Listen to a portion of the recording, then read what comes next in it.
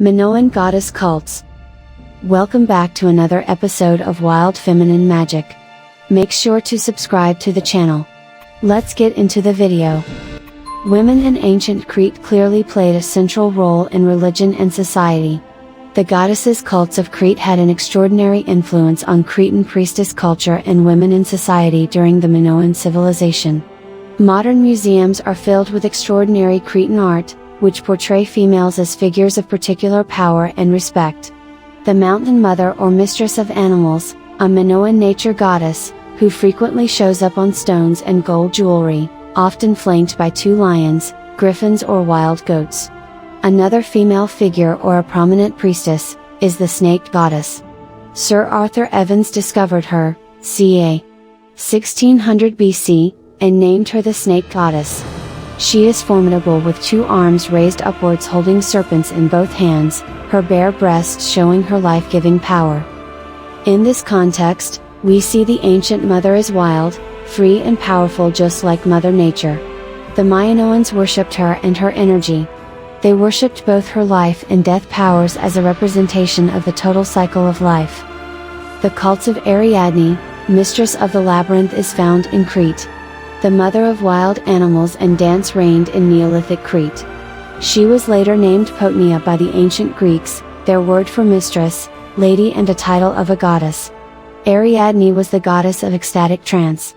Her priestesses, bare-breasted, practiced ritual snake handling, ecstatic dancing, and prophetic trance. Priestess queens ruled Crete, and it was the last culture in recorded history to support equality.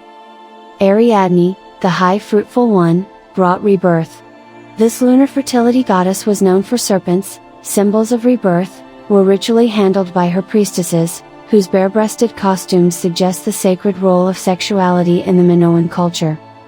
Ariadne's primordial origins begin in Bronze Age Crete, where she was the Minoan mother goddess, a fertility goddess honored by many names such as Goddess on Earth, Weaver of Life, and Mistress of the Labyrinth. The mother goddess had an important role in agricultural societies before the arrival of patriarchy. Religion was centered on fertility. Because Minoan Crete was a matrilineal society with women leading lives of independence, like all goddesses in the Minoan pantheon, Ariadne ruled alone without a male consort.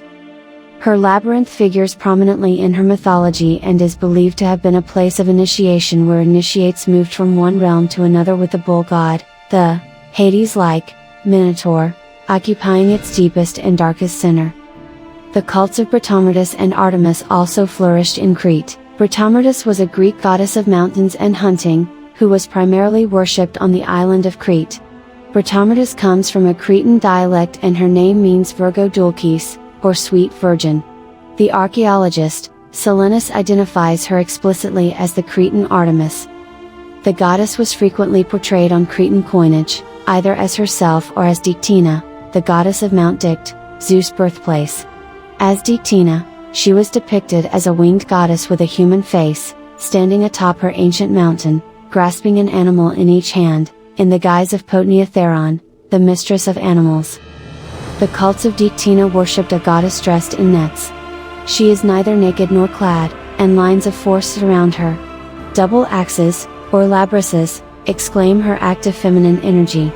Worshippers, in the original palace fresco, throw their arms up in amazement at her appearance. A crescent-bladed axe was a symbol of the female community of Lesbos, who worshipped only the goddess in nature and in each other. The original she who must be obeyed, Dictina, lived on top of Mount Dicta. Her powerful name lives on in our words dictate and edict. The cults of Demeter were plentiful in Crete.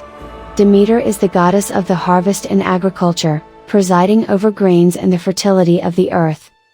Her cult titles include Ceto, she of the grain, and Thesmophoros, divine order, giver of customs or legislator, in association with a secret female-only festival called the Thesmophoria. Demeter also presided over the sacred law and the cycle of life and death. She and her daughter Persephone were the central figures of the Eleusinian Mysteries, a religious tradition which came via the Mycenaean period c. 1400 to 1200 BC, but ultimately originated from the Cretan mother goddess cults. Demeter appears in Linear A as Demate on 3 documents, RZF1 and 2, and KYZA2.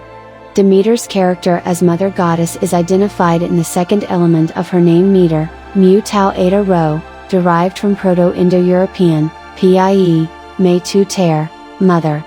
Da, delta, is the Doric form of da, earth, the old name of the chthonic earth goddess, and that Demeter is Mother Earth.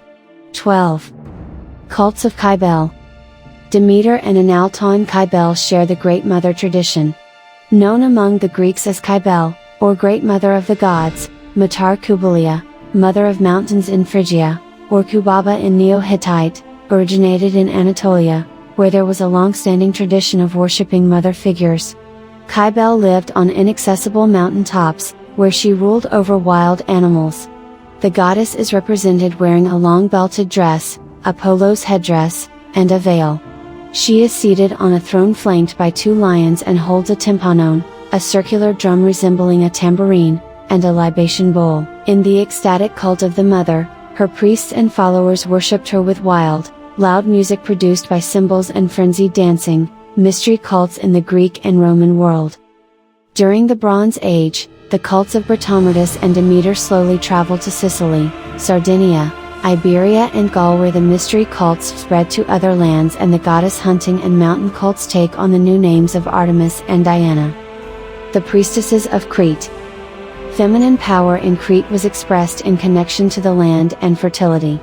The original goddess cults of Britomeris, Artemis and Demeter all originate in Crete in the mountains, caves and sacred groves. After the Neolithic period, when Minoan civilization grew from mere huts and villages to a larger, organized palatial kingdom, the cults moved closer to the palaces where temple and sanctuaries were created for priestess worship.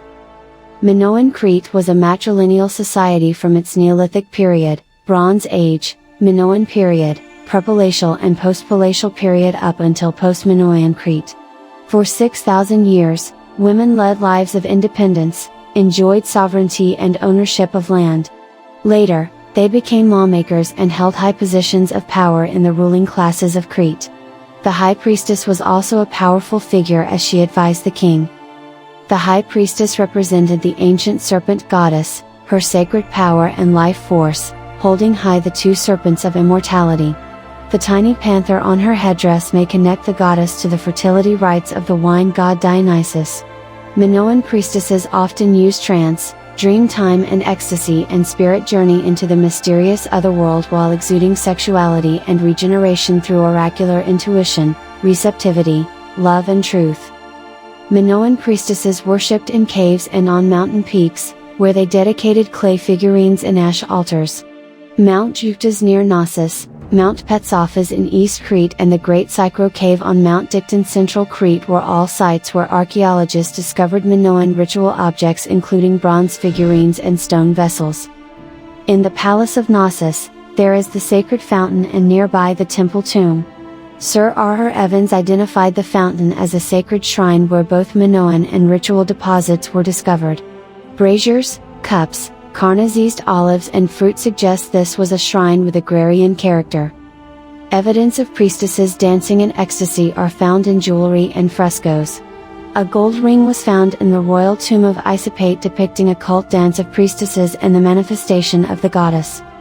Crete's ancient mystery cults thrived in nature's caves and mountains. They served more personal, individualistic attitudes toward death and the afterlife and often involved the ritual reenactment of a death rebirth myth of a particular divinity. In addition to the promise of a better afterlife, mystery cults fostered social bonds among the participants. That brings us to the end of today's video all about Minoan goddess cults. If you enjoyed this episode, remember to leave a thumbs up and to subscribe to Wild Feminine Magic for even more fascinating content, just like this. As always, thanks for watching. See you again soon in the next one.